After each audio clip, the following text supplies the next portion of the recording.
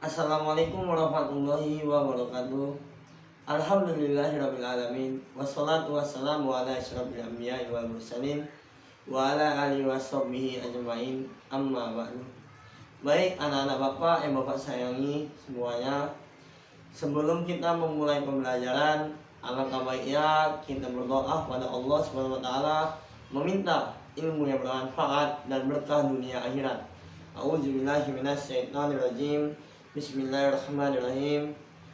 Rabbi zidni ilman warzuqna fahman wa amalan salihan wa ilman nafi'an.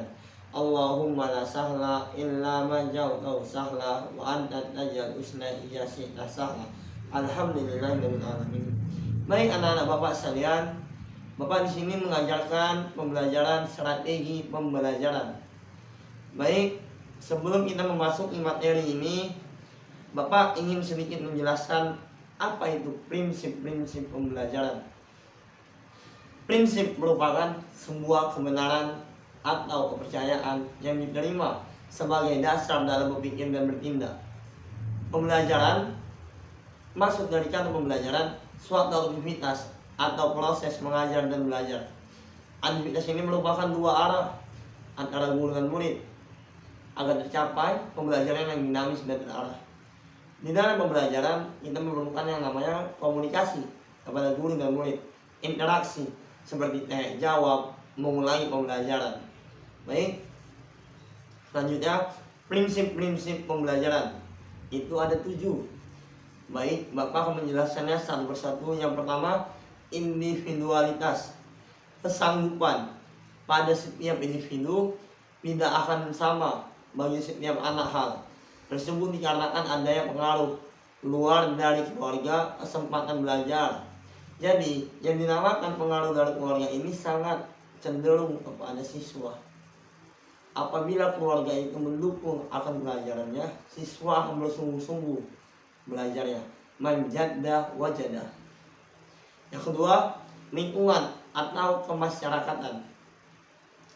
Lingkungan ini menentukan interaksi anak dengan lingkungannya. Banyak hal-hal yang dapat dipelajari dalam lingkungan anak, seperti keadaan alam, cara hidup, peternakan, industri, dan pasar.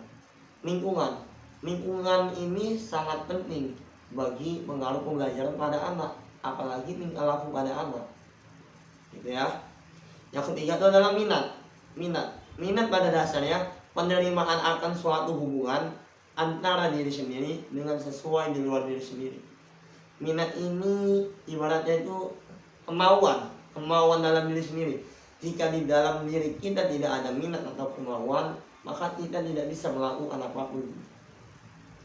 Aktivitas yang keempat itu aktivitas. Menurut Thomas, aktivitas itu proses membimbing pengalaman hidup.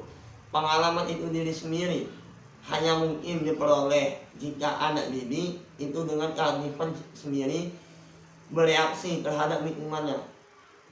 Baik, yang kelima itu adalah motivasi.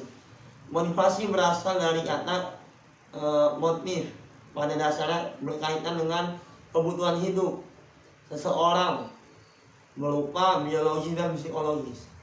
Cenderung hati yang mendorong seseorang untuk melakukan sesuatu tindakan. Motivasi terhadap murid itu sangat penting agar memacu, membangkitkan semangat murid belajar. Yang keenam itu peragaan. Prinsip peragaan ini, pembelajaran mengharuskan bagi setiap guru dalam menyajikan bahan pelajaran selalu menggunakan alat peraga. Seperti alat tubuh kita ini harus gerak akan apa yang kita pelajari oleh murid agar murid mudah paham pembelajaran yang kita ajar kepada mereka. Yang ketujuh yang terakhir adalah korelasi, berarti menghubungkan bahan pelajaran kepada mata pelajaran yang lain umum antara mata pelajaran pendidikan agama Islam. Baik, yang tadi itu adalah prinsip-prinsip pembelajaran. Ini kita masuk materi selanjutnya, yaitu prinsip-prinsip belajar. Ada 5. Yang pertama, hal apapun yang dipelajari murid, maka ia harus mempelajarinya sendiri. Sebelum Bapak memberikan materi kepada kalian, Bapak harus mempelajarinya dahulu. Yang kedua, setiap murid belajar menurut tempo kecepatannya sendiri dan untuk setiap kelompok umur terdapat variasi dalam kecepatan belajar. Yang ketiga, seorang murid belajar lebih banyak bila mana setiap langkah segera diberikan penguatan. Yang keempat, penguasaan secara penuh dari setiap langkah-langkah pembelajaran memungkinkan murid belajar secara lebih berarti. Yang kelima, apabila murid diberikan tanggung jawab untuk mempelajari sendiri, maka ia akan lebih termotivasi untuk belajar dan ia akan belajar dan mengingat lebih baik. Maksud dari poin kelima ini, apabila murid kita suruh belajar sendiri, membaca buku sebanyak-banyaknya, maka murid akan lebih cepat menangkap, mengingat apa yang ia baca dari buku tersebut. Terus yang terakhir adalah implikasi prinsip-prinsip belajar dalam pembelajaran. Prinsip perhatian dan motivasi. Itu yang tadi Bapak jelaskan. Motivasi itu sangat penting bagi murid ya. Prinsip transfer dan retensi. Prinsip keaktifan. Keaktifan ini murid itu harus aktif di dalam pembelajaran. Harus aktif di kelas. Seperti ada yang ia tanyakan, apa yang tidak ia pahami, gitu ya. Yang keempat, prinsip ketertiban langsung. Yang kelima, prinsip pengulangan materi sebelumnya, pengulangan pembelajaran yang lalu kepada murid-murid agar murid tidak lupa dengan pembelajaran yang lalu. Yang keenam, prinsip tantangan. Yang ketujuh, prinsip balikan dan penguatan. Yang kedelapan terakhir itu adalah prinsip perbedaan dan individual. Baik, dari ini dapat kita simpulkan bahwa motivasi dari guru dan keluarga itu sangat berarti bagi seorang murid. Sebab motivasi terbaik adalah diri kita sendiri. Bagi siapa murid yang ingin belajar dengan serius, maka dapatlah ia manjada wajada. Mungkin pembelajaran Bapak akhiri sampai sini saja. Wabillahi akhir. Assalamualaikum warahmatullahi wabarakatuh.